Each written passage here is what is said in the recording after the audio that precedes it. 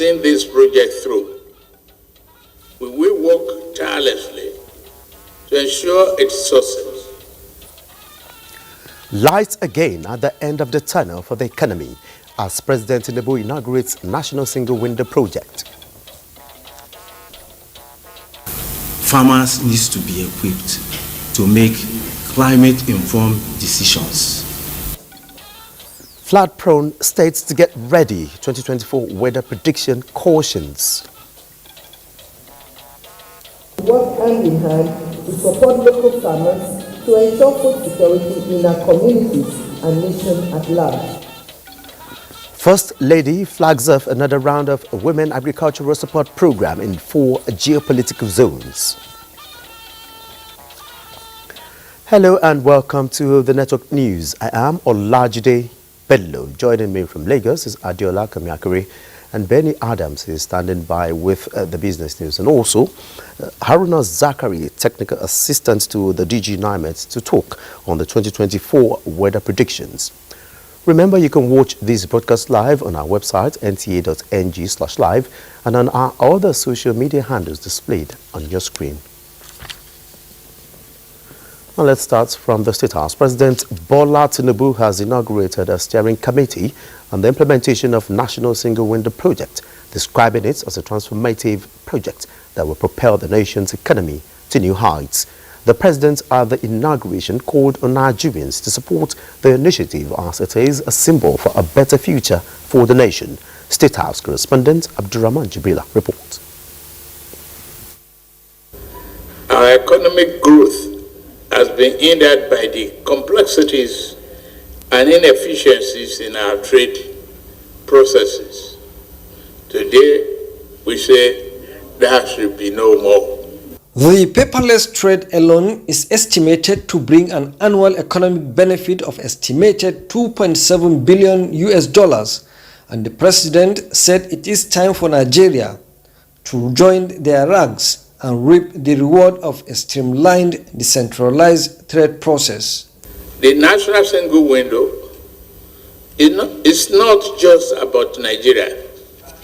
By linking our system with those of other African nations, we will expedite cargo movement and optimize inter-Africa trade. This initiative is a testament to our commitment to regional integration and our belief in the power of collaboration.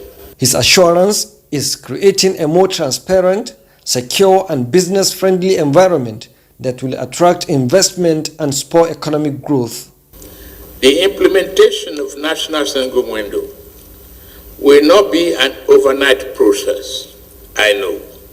It will require dedication, collaboration, and a phased approach. But I assure you, my fellow brothers and sisters, that we are fully committed to seeing this project through.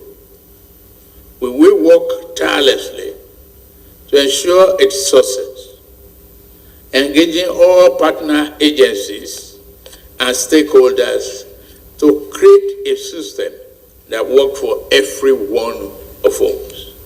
The project is a decisive window through data harmonization to improve trade facilitation, revenue generation, economic growth, transparency, security, and streamline processes that will transform the country into a global trade powerhouse. The National Single Window is not just a technological advancement. It is the gateway to a more connected, efficient, and transparent system. By linking our ports, government agencies, and key stakeholders, we will create a seamless ecosystem that will facilitate sales time for business and open up a world of opportunity. From providing access to education and healthcare to enabling small business to reach global markets, digital connectivity is the key to unlocking Nigeria's true potential.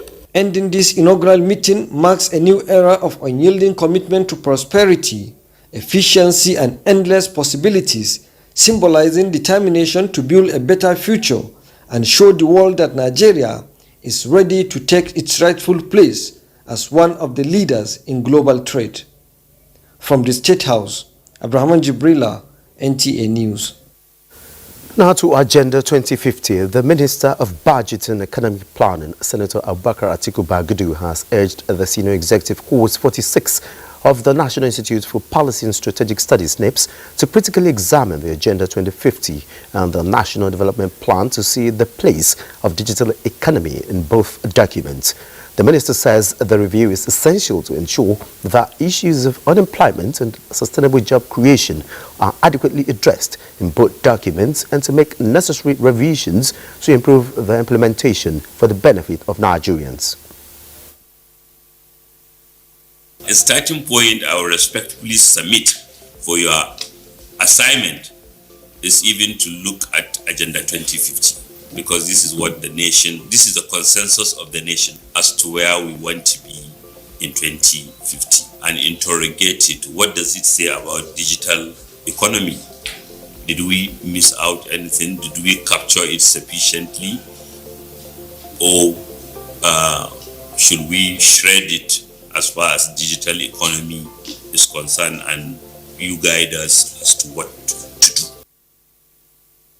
And with 31% of the population comprising youth, Bagudu says the government will continue to think innovatively, foster collaboration and encourage investment in technology startups across different regions of the country. Now talking digital economy, the International Monetary Fund, IMF, has commended Nigeria's ongoing efforts at tightening national monetary policies and acknowledging the impact of the stabilization of the naira and curbing inflation. The IMF, in its World Economic Outlook, projects that global growth will hold steady at 3.2% in 2024 and until 2025. Muplang Dakok reports. Despite gloomy predictions, the International Monetary Fund increased its growth forecast for Nigeria to 3.4% this year from 2.9% last year. Nigeria is one of the resilient countries whose inflation rate bottomed to about 33% in March. The IMF consequently notes the bold economic choices being made in the country and applauds these attempts. On the global front, the IMF predicts that growth this year and in 2025 will hold steady at 3.2%. Cutting emissions is compatible with growth, but emissions are still rising, so more needs to be done and done quickly. This will require technology transfers by other advanced economies and China to other emerging and developing economies, as well as substantial private and public financing. On these questions, as well as on many others, multilateral frameworks and cooperation remain essential for progress. The meeting challenged policymakers to prioritize the strengthening of government finances and revitalizing economic growth prospects. From Washington, D.C., Muplang Dakok, NTA News. Now let's join Benny Adams for more from the world of business. Benny. Thank you, Olajide. And still talking economic growth, the Central Bank of Nigeria, CBN, is partnering the National Institute for Policy and Strategic Studies, KURU, to strengthen monetary policy making processes for effective implementation. And to this end, the Apex Bank has played host to participants of the Senior Executive Course 46 2024 from the Institute, who are on a study tour to unravel issues and opportunities in the digital economy, youth empowerment, and sustainable jobs in Nigeria. This study tour represents a unique opportunity for us to engage in fruitful discourse and explore collaborative strategies to address the multifaceted benefits and challenges of digital economy in our country, the issue of youth empowerment, as well as job creation, which is very critical. We at NIPS believe that we can do 12% growth of our economy, GDP growth, year in, year out, for the next 5 years if you are serious about it. If it's going to work, CBN is very critical. And more on the ongoing spring meetings, the World Bank says it has launched a portfolio guarantee mechanism and capital instruments that are aiding the bank in boosting her lending capacity, one of which is the 50-year financing on projects that address global challenges at reduced interest rates. We're also working to find new approaches to address foreign exchange risk. And we're at the beginning of a years-long effort as well to build a securitization platform for the emerging markets, making it easier for institutional investors, pension funds and insurance companies and sovereign wealth funds to bring some portion of the $70 trillion they manage to these developing countries. And to the markets, at the end of today's trading session on the Nigerian exchange, a total of 403.8 million shares in 10,170 deals, corresponding to a market value of 8.381 billion naira, were traded. Compared with the previous trading day, today's data shows 24% improvement in volume, 17% improvement in turnover, but 6% decline in deals. The current market capitalization is 56.5 trillion naira. Access Holdings recorded the highest volume of 62.9 million traded shares, followed by Guarantee Trust Holding 47.4 million and United Bank for Africa 45.6 million. Well, that is business news. The news continues. Alajide, take it from here. Many thanks, Benny, and it's good doing business with you now on the 2024 flood outlook. Key players, especially authorities in flood management at the national and across subnational levels, are expected to set up timely efforts to prevent probable flood risk across the country as the rainy season sets in. That is the implication of the 2024 flood outlook, an official document of Nigeria Hydrological Services Agency, NISA, for flood preparedness, presented by Water Resources Minister to the general public in Abuja. Olusheye Adiagbo reports. Flooding has been the most frequent natural disaster in Nigeria, coming with its devastating impacts on the vulnerable population and threatening food security. Year 2024 has been predicted to have its own share of flooding again, though in different degrees. Officially present the 2024 annual flood outlook to you all. This year's theme, promoting the use of data analytics and modeling for flood risk assessment and food security, aligns with the presidential agenda on food security, which forms the fulcrum of this administration.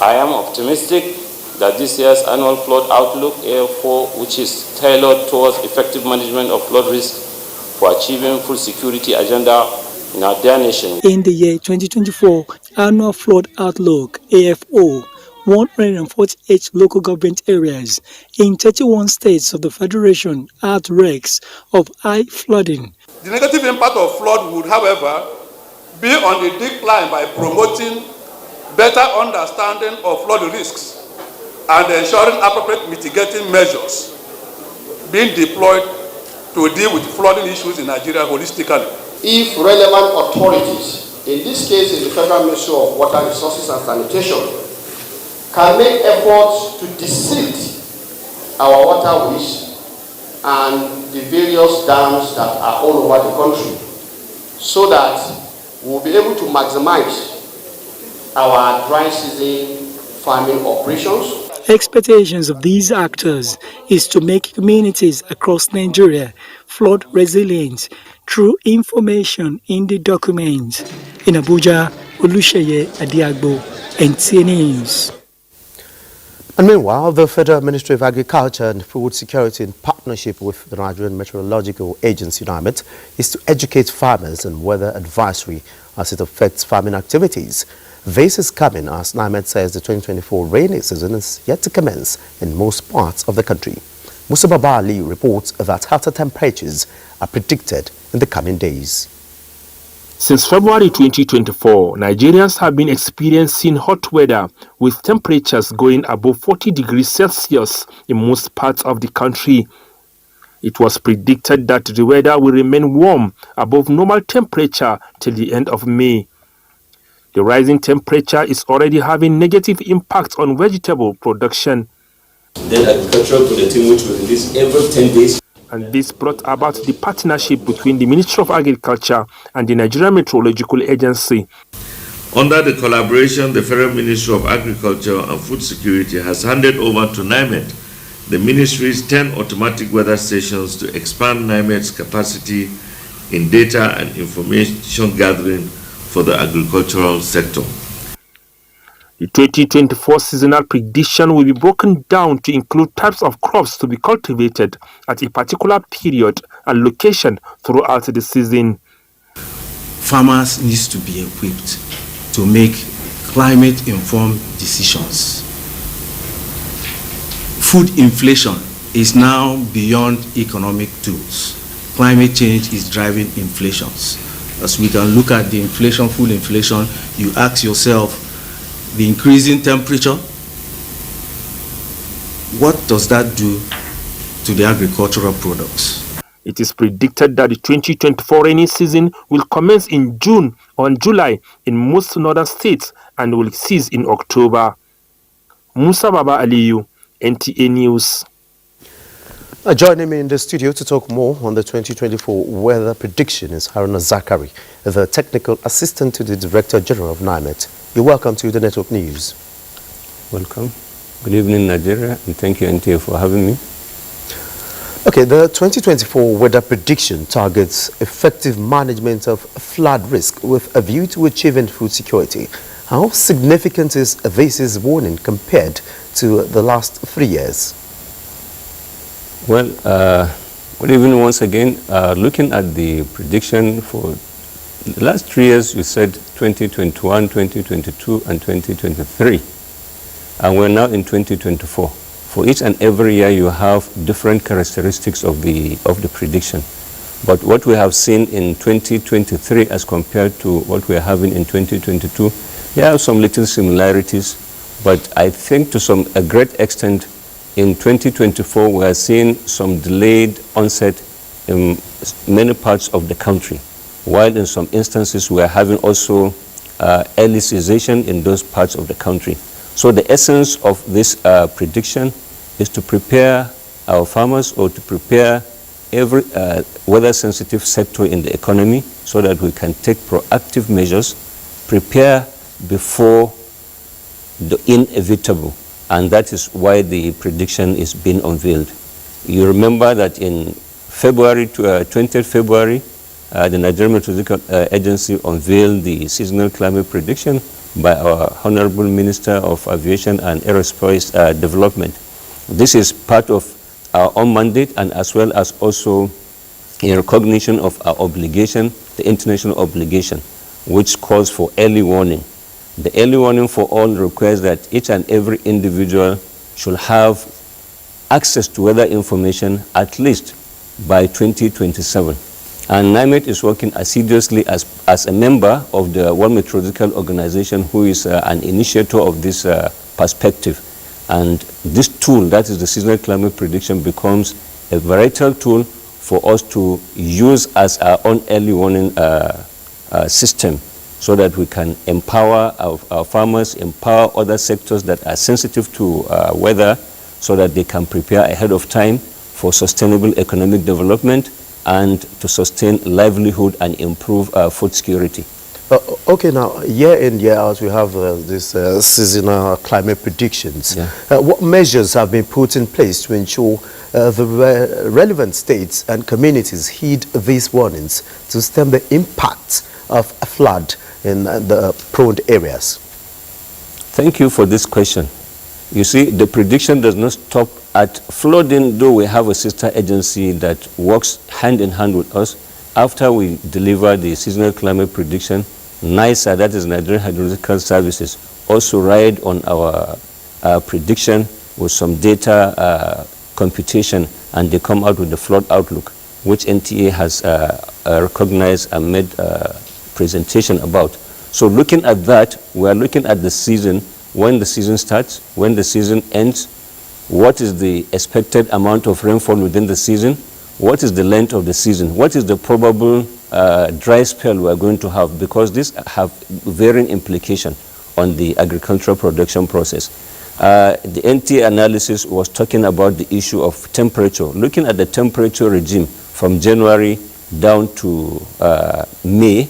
We've seen an increased range of temperature. This increased range in temperature is creating a lot of concern for agricultural sector, because it brings a lot of issues that brings about reduce in productivity as well as loss of investment. So this patrol has been done every year. We do it as early as possible before the season sets in. That is why we try to do that. When we look at the prediction, the earliest onset is around early March from the coastal area of the country. So now, by doing that, we try to incorporate all states. States are invited for the unveiling. We are expecting that every person has his own expectation. Based on the global standard, we got what we say, according to the climate system, you need, there are 3 tiers. You have the producers, you have the enablers, and you have the end users. NIMET and maybe Nigerian Hydrological Service are part of the producers. We produce this information, while the enablers, looking at ministries like with great stakeholding, like Ministry of Agri, like other ministries, like NEMO, for instance, these are people that are using this information to facilitate a process. So, and then the states come at another level. So states are also being invited. Expectedly, governors are also invited, and then commissioners of agri, commissioners of environment are also invited. It is expected that when this is unveiled, they will take this down to their states. And we are always available, you understand, to do what we call the downscale, because this is a national document we've prepared, and we're expecting that to have a refiner kind of forecast, we do the state level downscale, which will give you a refiner process so that you can take proactive action against each and every local government. So this is what we do. We're expecting states to give us more opportunities so that they can ride on this document and then service their people. All right, very quickly, just before I let you go now. Yeah. With the invitation from the subnationals, are there consequences for those states and communities that persistently neglect the warning systems, or we just gather everywhere to raise the alarm and that's all? Well, you see, when we talk about enabling environment, we have a lot of partnership, because partnership is power. We do partnership with a lot of developmental agencies. We do a lot of partnership with other stakeholders so that we can reach the states. Even without the state government, we do reach out to the states. And reaching out to those states, we have a lot of experiences whereby we have these partners giving us an enabling environment to get down even to the states, to deliver to the farmers right to their doorstep. This is something we're expecting that states will do the same thing, and other partners also will do that. Even though it is not completely within our own mandate, dissemination is part of our mandate, but again, it is not a direct kind of mandate for us to seek for this, but we need to do the collaboration so that we can get all right, information to the last mile. All right, many thanks, Haruna Zakari, the technical assistant to the Director General of NIMET, for your inputs on the network news. Thank you. You're watching the network news. More reports when we return. Thanks for being there. Now to security matters. Part of the reforms of the federal government to ensure effective policing is the complete overhaul of institutions and mindsets of officers into a modern-day internal security standards. Vice President Kashim Shettima said these at the maiden edition of the Nigeria Police Awards and Commendation Ceremony at the Transcorp Hilton, Abuja. State House correspondent Abdurrahman Jibrila reports.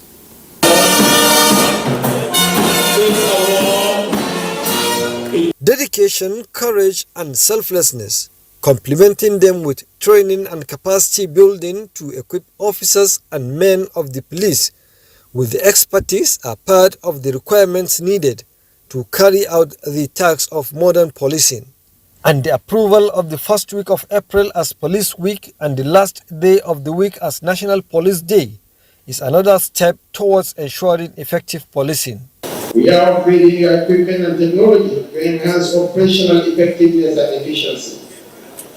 This includes acquiring fit-for-purpose equipment, weapons, ammunition, and armored carriers to provide cover and protection for officers in combat situations. These endeavors will be supported by suitable measures to enhance the status of our officers and personnel both during their service and after retirement. President of the Senate, Godswill Akpabio, and other speakers at the event commended the Inspector General of Police, Kayode Egbetokun, for recognizing the hard work, resilience and patriotism of the officers and men of the police force, acknowledging that the decision to celebrate the nation's heroes will pave way for a new police force. As the leader of the National Assembly, I pledge our full cooperation and support of the entire legislature in Nigeria to ensure better policing through oversight functions, through budgetary provisions, and through other means of reform. Since the commencement of the current federal government policy reforms, we have witnessed very significantly improvements in the security, safety of lives and property. The good news by the government at this event is assurance to equip the police officers with the knowledge, skills, values, and expertise required to tackle the complex challenges of modern policing to enhance operational effectiveness and efficiency of the force. In Abuja, Abraham Jibrila, NTA News. And on food security, the Renewed Hope Initiative has flagged off another round of Women Agricultural Support Program, this time in 4 geopolitical zones in the country. Nigeria's First Lady and National Coordinator of RHI, Oluremi Tinubu, while flagging off the Southwest program in Abeokuta, urged women to expand their agricultural ventures and contribute to national food production. State House correspondent Adeni Taiwo reports. A rousing reception there for a daughter of the soil, who is now the mother of the nation. Her homecoming to Abeokuta, the capital of Ogun State, is for a 2-in-1 event. The flag-off of RHI Women Agricultural Support Program, WASP, for women in the Southwest, and empowerment of 100 persons with disabilities in the state. While 100 beneficiaries drawn from the 5 Southwest states will each take home a sum of 500,000 naira and specialized training from National Agricultural Land Development Agency as fresh incentives to embrace agriculture under the RHI WASP, 100 persons with disabilities in the state who are small business owners received 100,000 naira for business recapitalization. Flagging off the program with presentation of checks to wives of governors in the zone, the First Lady, Oluremi Tinubu, says achieving sustainable development and ensuring food sufficiency in the country is dependent on the quantum of investment in the sector. I urge all our stakeholders, including government officials, community leaders, and non-governmental organizations to work hand in hand to support local farmers to ensure food security in our communities and nation at large. Apart from boasting a fair reputation in agriculture, Ogun State is also well renowned when it comes to fabric such as this.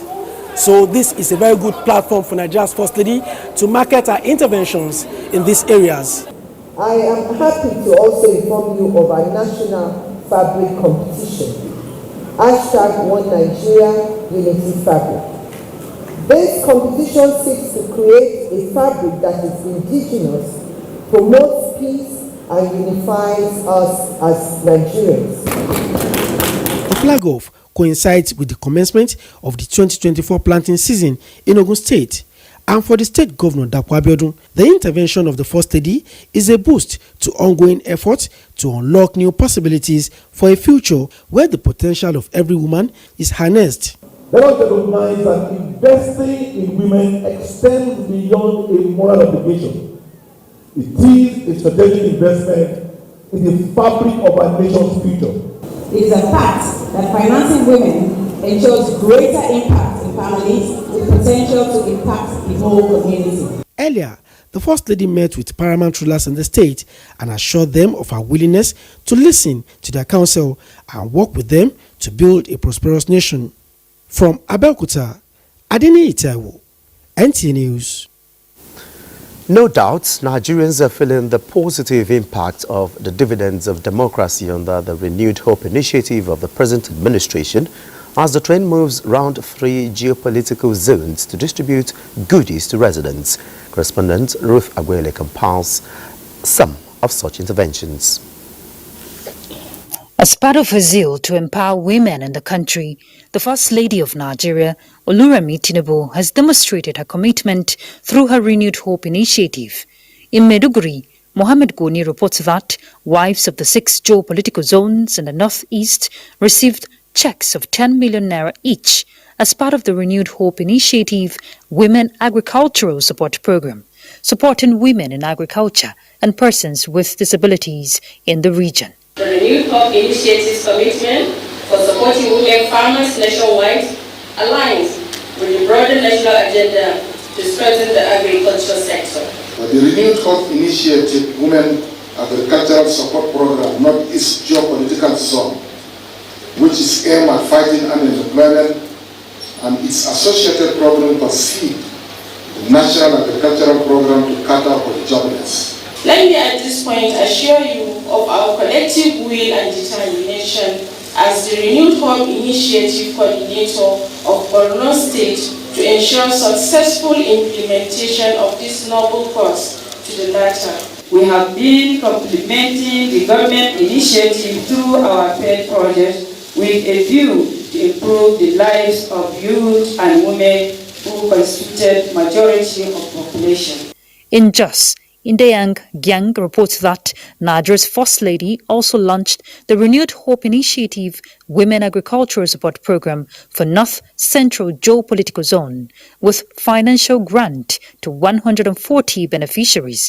For them, I am confident that this initiative will not only transform the lives of the individual beneficiaries, but also contribute to food sufficiency in the North Central Zone. I urge all stakeholders, including government officials, community leaders and non-governmental organizations to work hand in hand to support local farmers to ensure food security in our communities and nation at large.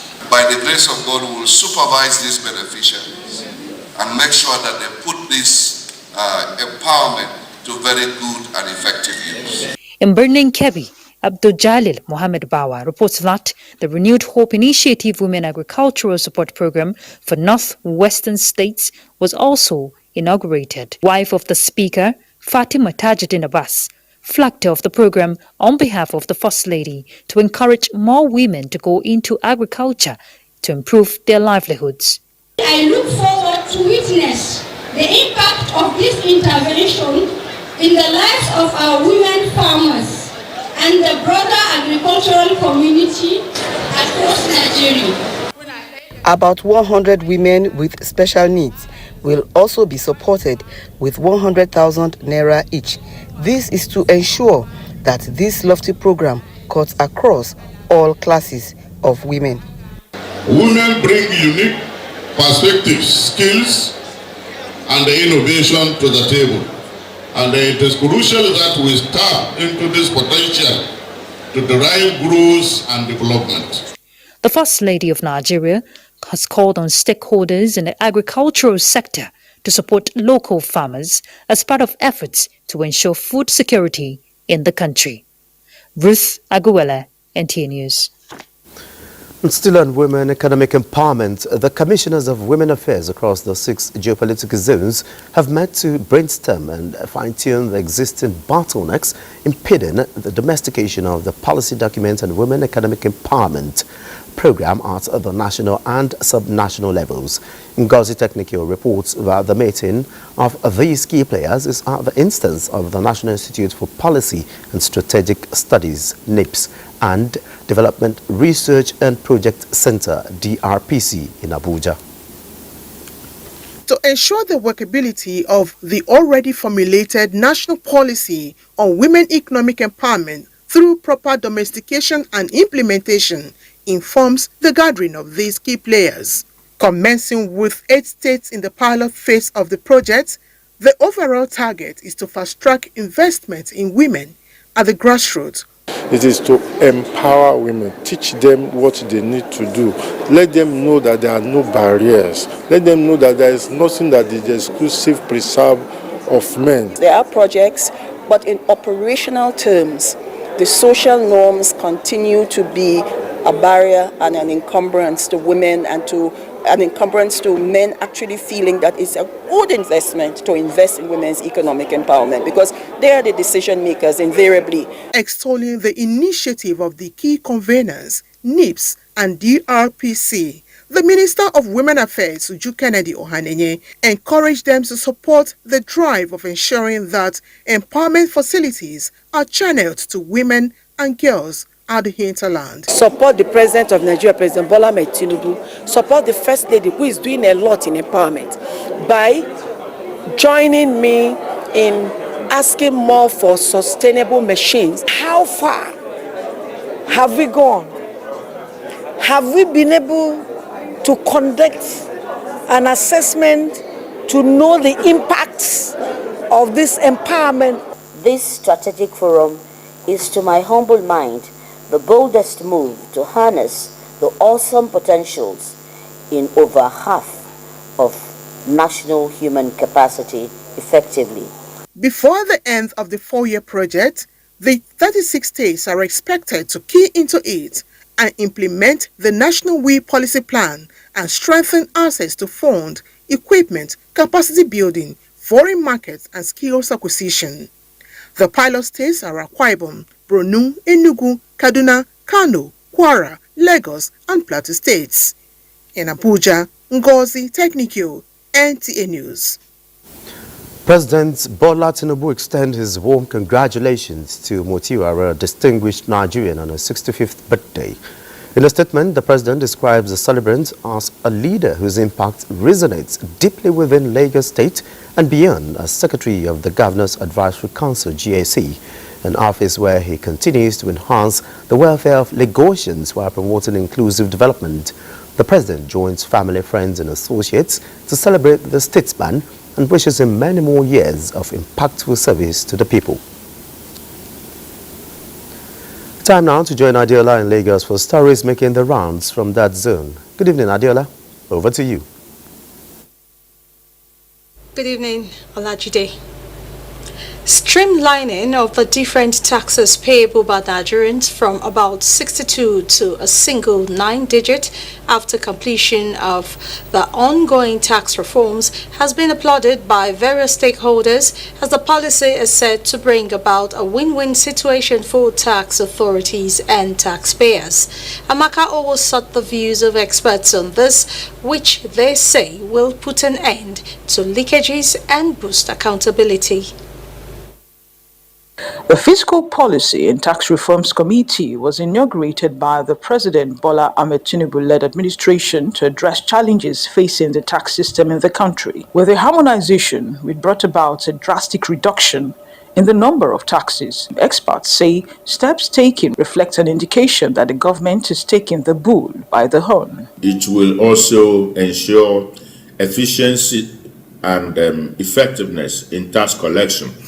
The cost of collection is going to reduce, there will be more compliance, and then the use of non-state actors in tax collection, where you see hoodlums, thugs getting involved in tax collection, will come to an end. Some misconceived multiple taxation in these taxes, and they don't really differentiate between the indirect taxes, which you are only an agent of the government to collect and remit to the government, and the ones that you bear as your own tax. So all those things are going to be resolved, and people will easily, voluntarily comply, and also there will be ease of monitoring. For this professional in tax matters, the policy is in line with the canons of taxation. There is also the issue of simplicity, that it should not be a complicated system where people can easily understand that this is what they ought to pay and this is what is within the ambit of the law, that is what they ought to pay, and it should be clear to them. There is also convenience. How they pay, it should be also convenient to them. The benefits of this policy are enormous, as there are emphases on taxpayers to develop the zeal for tax knowledge about meaningful development in tax environment. In Lagos, Amaka Owo, NTA News. And now to disaster management. To attain effective strategic disaster management, especially in curbing unnecessary deaths, disaster management experts have called for trained community-based first responders to disaster locations before the arrival of professional emergency service agents. Larry Belay has this report. When disaster occurs, the fluidity and unpredictable magnitude of its effects makes it difficult to predict. Before the cavalry of professional emergency responders can get to disaster sites, it has become increasingly necessary to have a network of trained community first responders who live around the area to deliver immediate first aid to victims, so as to reduce the number of preventable deaths. Emergency agencies are convinced that this is an effective first step in containing disaster impact, but first, communities must be enlightened and trained to embrace this concept. Training the community. LASEMA and NEMA would also look into that, and the general public needs to assist as well. When things like this happen, rather than staying back and recording, we should be able to assist. Lagos State has adopted a system in this concept, but still working on modalities to fine-tune it. Oftentimes, majority of these incidents will have occurred before we know it. There must be a whistleblower at all time for us to act appropriately, and that's part of what we are intend to do going forward. We will look at it again. We will perform holistic measure to ensure that it is not only effective, it is efficient, and all hands are on deck. The first responders, experts say, should be trained in line with basic life-saving technologies to enable them perform optimally. In Lagos, Lanre Bilayi, NTA News. And those are reports from Lagos. The news will continue with Olajide in Abuja after this time out. Please stay with us. Many thanks for being there. And now to security matters. The air component of Operation Hardin K has executed a precision airstrike on the hideout of ISWAP terrorists nestled within Kulram village along the shores of Lake Chad, killing wanted terrorist kingpins Ali Dawood, Bakra, Fallujah and Malam Ari. The operation was conducted on 13th April 2024 with the battle damage assessment post-strike revealing the neutralization of more than 30 terrorists, including their commanders. The success of these airstrikes underscores the NAF's commitment to eradicating terrorists and ensuring the safety and security of Nigerian citizens by neutralizing key terrorist figures and destroying their logistical infrastructure. The operation has significantly degraded the capabilities of the ISWAP group in the region, says the Nigerian Air Force. Meanwhile, Katsina State government is optimistic that the provision of armored personnel carriers and other equipment to the joint security operation will be able to provide the necessary security in the state. Governor Diko rather expressed this while inaugurating 10 armored personnel carriers procured to enhance the fight against banditry in the state. Awal Haliru reports. This is the latest effort the state government is putting in the ongoing onslaught against bandits to reduce the level of insecurity to the barest minimum in the state. The state government procured 10 armored personnel carriers for the joint security operation of the Nigeria Police, the military, and the Security Watch Corps.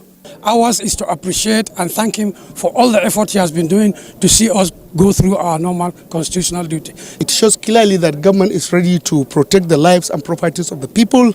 Governor Dukorada noted that a lot of success has been achieved from the beginning of the joint security operation in the frontline local government areas, adding that the state government is determined to provide the necessary tactics and strategies for improved security. Just last 2 days, we have witnessed a very ugly situation around Burdegao area, in which about 13 people were killed indiscriminately by this bandit within a span of 5 to 10 minutes, and they ran away. But we are pursuing them. We are going to do a clearing operation in all those places.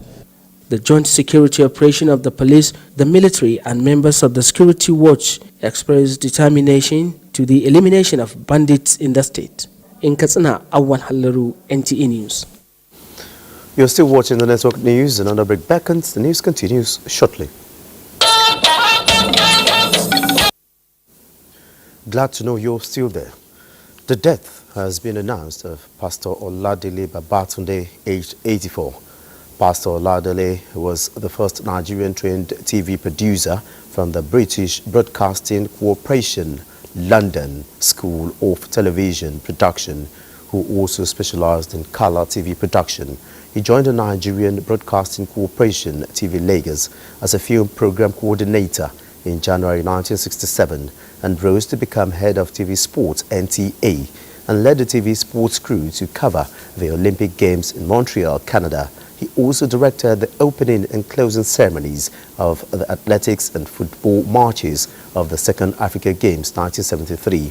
He is survived by wife, sister and daughters. And that concludes the network news. Many thanks for being a part of it. I am Olajide Bello.